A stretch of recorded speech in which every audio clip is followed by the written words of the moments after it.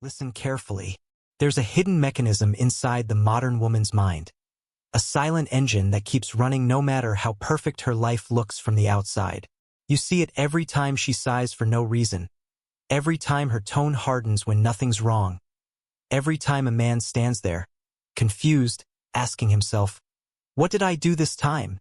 Most men think female unhappiness comes from them. Not enough love, not enough attention, not enough security. But that's the illusion. The truth is far older, buried beneath layers of biology, upbringing, and cultural hypnosis. A woman's dissatisfaction is rarely about you. It's about the invisible script written into her long before she met you.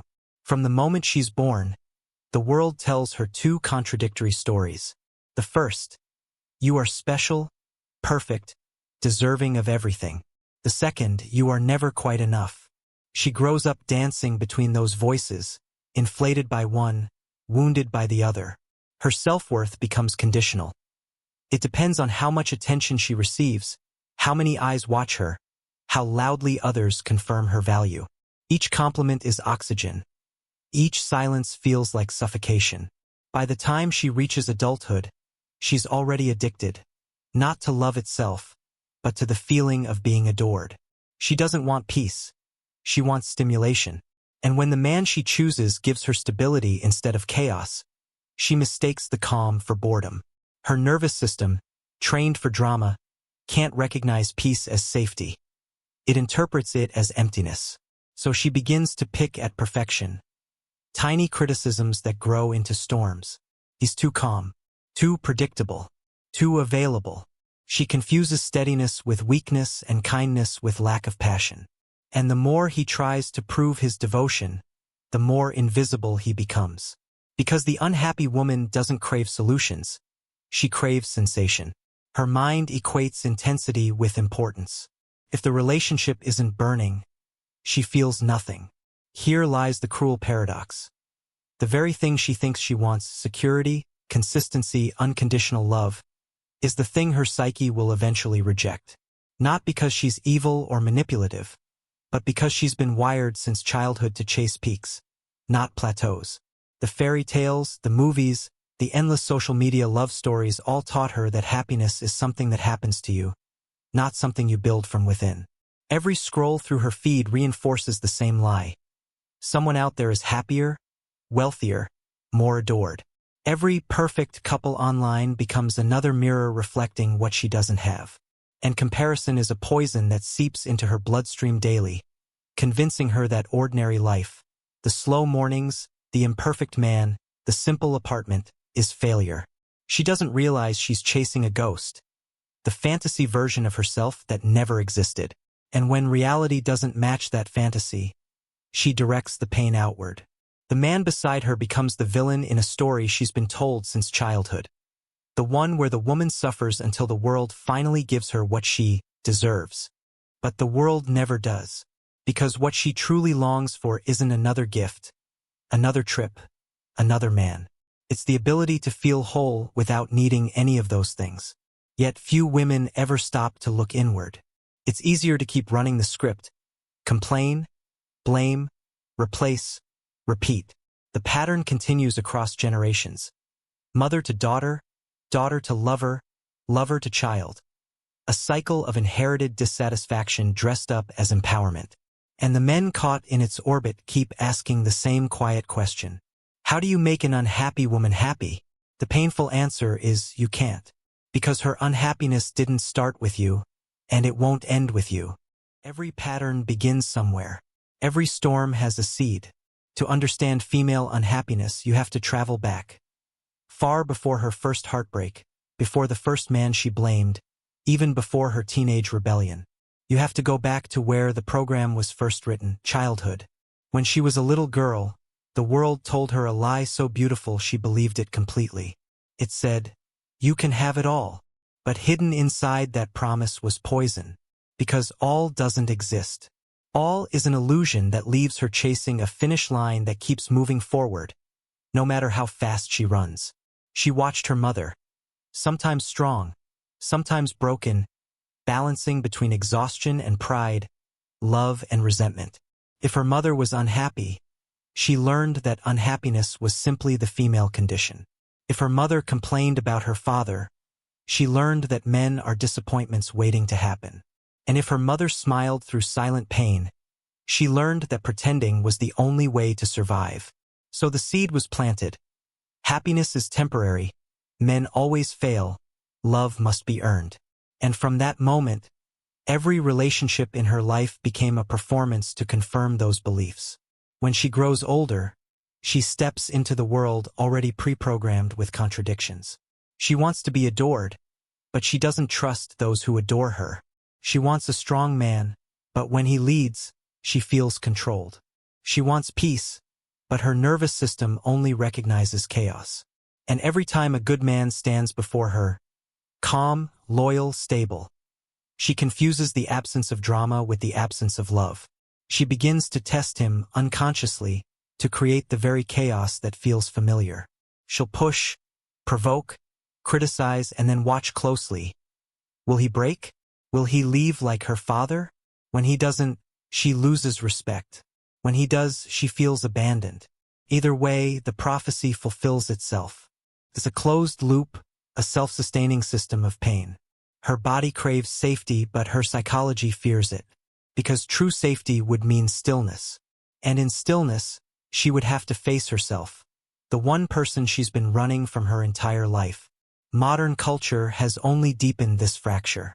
Every screen, every platform, every voice around her whispers the same toxic mantra. You deserve more. Not be grateful for what you have. Not learn to find peace within. Always more. More beauty, more success, more validation, more experiences, more everything. But the more she gets, the less she feels. The more she achieves, the emptier she becomes. Because desire expands faster than fulfillment.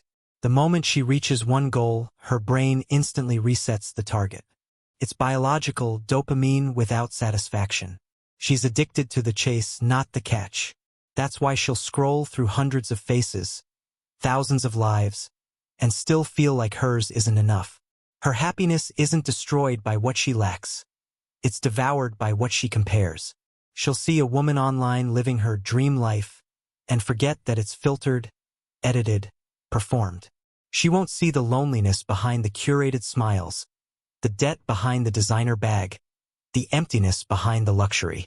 Her mind will whisper, "Why don't I have that?" And comparison turns into contempt, not just for others, but for herself and for the man beside her. Because he becomes the symbol of everything she's settled for. He becomes the mirror that reflects the gap between what she imagined life would be and what life really is. And once that resentment starts, it spreads like wildfire. Every gesture from him, no matter how kind, becomes wrong. Every act of love, no matter how genuine, feels insufficient. She thinks, he doesn't understand me. But how can he when she doesn't understand herself? Then comes the psychological inheritance, the unspoken lessons passed down through generations. Her grandmother was taught to suffer quietly.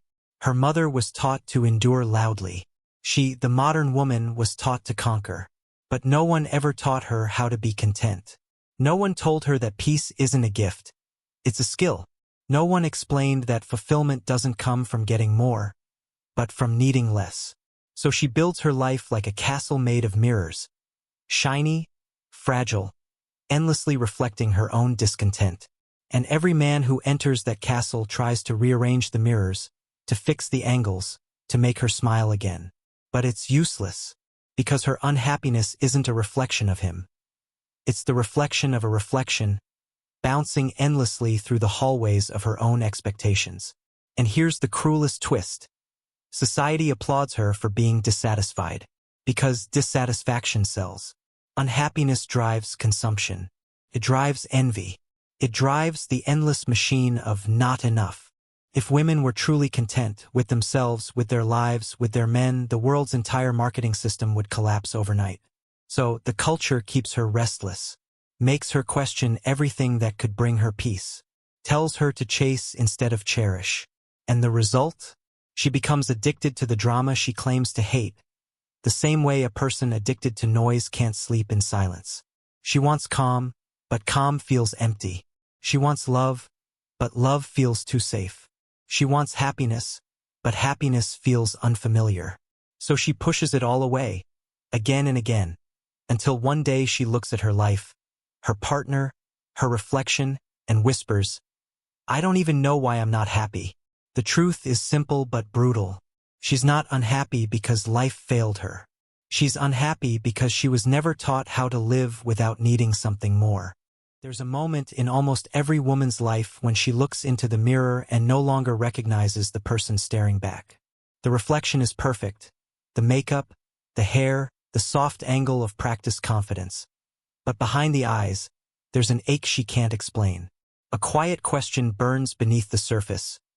Why do I feel nothing? The mirror doesn't lie, but it doesn't tell the truth either. It only shows the performance. And for most women, life has become one long performance. From the time she was a little girl, she learned that authenticity is risky, that being too loud, too sensitive, too emotional, too independent could all be punished or mocked. So she learned to wear masks. A mask for family, a mask for friends, a mask for love. Each one crafted to be acceptable, admired, safe. When she meets a man, she puts on her most delicate mask, the one shaped by fantasy, the one that says, "I'm easygoing, I'm fun, I'm different from the others." She hides her insecurities behind charm, her fears behind laughter, her emptiness behind desire. For a while, even she believes the act.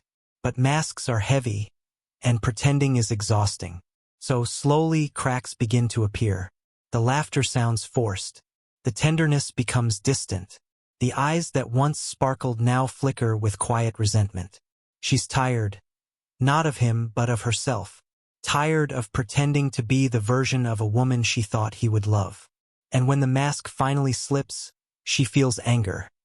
Not because he betrayed her, but because he didn't see through her sooner. Because deep down, she's furious that she had to hide it all. Furious that she can't just be and still be chosen.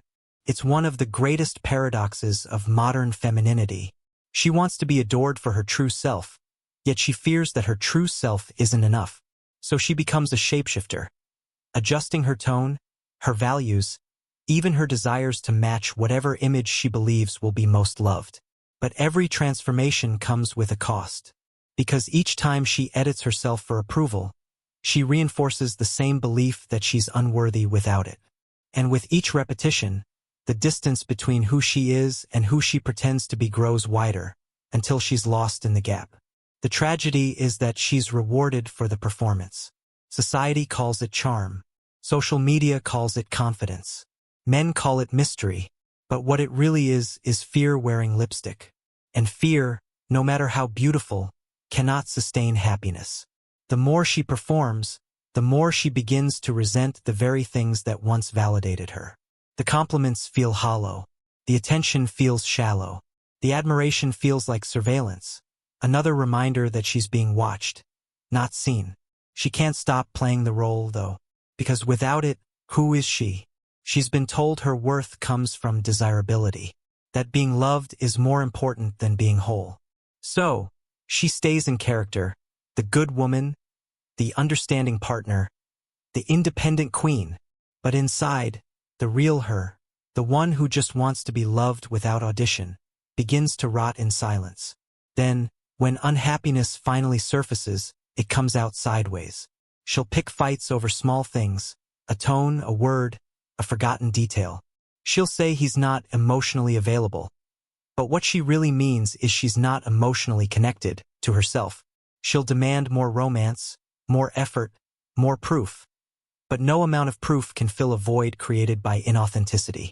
Because no man can love the mask enough to heal the woman behind it. Men try. They offer reassurance, gifts, devotion. But it never lands. Because the mask can't feel, it can only perform. And every act of love he gives to the mask feels like a betrayal to the real her, the one suffocating underneath it. So she lashes out, withdraws, begins to devalue what once felt sacred. She tells herself, he's changed, but he hasn't. She has, or rather, she's reverting. The fantasy version of her, the one who could sustain the illusion, is dying. And the real version, Anxious, confused, unsatisfied, is resurfacing, demanding attention. But because she never learned to face herself without judgment, she directs that discomfort outward. He becomes the scapegoat. He becomes the problem, the living embodiment of her internal disconnection. There's another, darker layer. The culture around her praises the mask and punishes the truth. It tells her that vulnerability is weakness, that admitting emptiness means she's broken, that wanting simplicity makes her outdated. She's told to be powerful yet soft, confident yet humble, sexy yet pure. And when she inevitably fails to be all of these things at once, she feels defective. So she doubles down on control. She micromanages life, love, men. Anything that makes her feel she's still in charge of the chaos. But control doesn't bring peace. It just tightens the loop. The more she controls, the less she trusts. The less she trusts, the less she connects. And the less she connects, the more unhappy she becomes. That's the paradox most people never see. The modern woman is drowning, not because the world oppresses her, but because she's suffocating under the weight of her own performance. And by the time she realizes that the mask she wore for safety has become her cage, it's already too late. She's built her identity around it. Her friends expect it. Her followers adore it. Her partner fell in love with it. And removing it would mean tearing her world apart. This is the quiet tragedy of so many modern relationships. Two people loving each other's masks, never realizing that behind those masks are strangers who could have truly connected if only they had dared to be real. And yet, behind all that pretense, one truth remains. She isn't evil. She isn't shallow. She isn't hopeless. She's simply terrified of being ordinary, of being unseen, of being herself and losing love because of it. So she clings to the illusion, smiles through the emptiness, and convinces the world, and herself, that she's fine. But the mirror knows. The mirror always knows. There comes a moment, quiet, fragile, and cruelly honest, when a woman finally realizes that no one is coming to save her. Not the man she idealized, not the career she sacrificed for, not the lifestyle she chased like oxygen. She stands there, surrounded by everything she thought she wanted, and feels nothing. That's the moment the illusion begins to die. Because unhappiness, at its core, isn't a mood. It's a system, a set of beliefs that feed on themselves. And for many women, that system has been running for decades. It starts with a simple equation. If I'm loved, I'll be happy. But love is never enough when you've built your identity on emptiness. Can't fill what you refuse to face. You see, most unhappy women don't want peace, not yet. Peace feels unfamiliar, too quiet, too reflective. They want validation. They want proof that they're enough. They want a man's love to heal the pain their fathers left, society denied, and childhood carved into them. But that kind of healing doesn't come from being loved. It comes from finally loving yourself without the need for an audience. The truth no one dares to tell is that the cure for female unhappiness is brutally simple, but emotionally excruciating. It's self-confrontation. It's the death of excuses. It's looking into the mirror, not to adjust the mask, but to meet the woman underneath. The one who's tired of performing. The one who's done pretending that her unhappiness is someone else's fault. For the first time, she has to admit that her happiness was never stolen. It was abandoned. Abandoned every time she chased comparison instead of contentment. Abandoned every time she blamed instead of built. Abandoned every time she demanded more from others while giving less to herself. The unhappy woman is not broken. She's addicted to control. Because as long as she blames someone else, she never has to look at the chaos within. But when she finally turns inward, really inward, the walls start to crack. The noise fades, and what's left is silence, raw and heavy. That silence terrifies her because, for the first time, there's no one left to accuse. There's just her. And the truth. The truth that her unhappiness was never about him not texting back fast enough, not planning enough surprises, not loving her the right way. It was about her inability to feel love that isn't dramatic, her inability to feel alive without pain. Because to her nervous system, peace feels like loss. Stillness feels like death. So she destroys anything that feels too calm, too safe, too stable, just to feel alive again. And yet, inside that destruction hides her greatest teacher.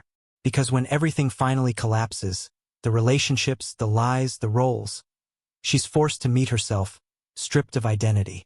That's when healing can begin. But healing isn't glamorous. It's not a weekend retreat or a hashtag about self-love. It's ugly. It's lonely. It's crying on the floor and realizing you've built your life around illusions that no longer feed you. It's forgiving your mother, not because she was right, but because you refused to repeat her pain.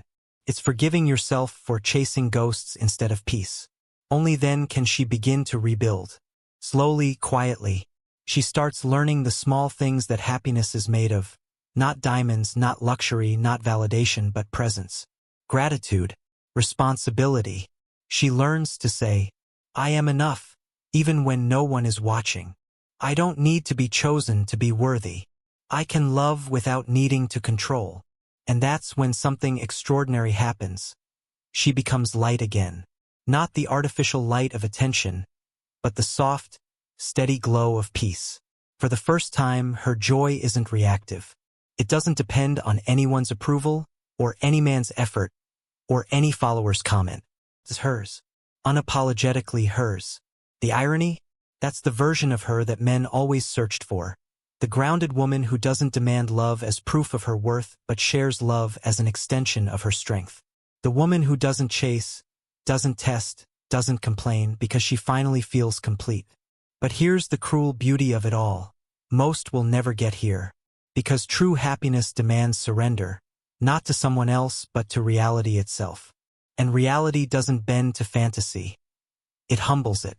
Most women would rather stay in the cycle, complaining, blaming, replacing, than face the unbearable simplicity of this truth. You are the architect of your own peace. The day a woman understands that, truly understands it, is the day the world stops controlling her. The day she stops needing others to feel alive.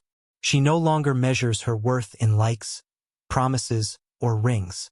She no longer weaponizes her emotions to get attention. She no longer builds her identity on drama, but on direction.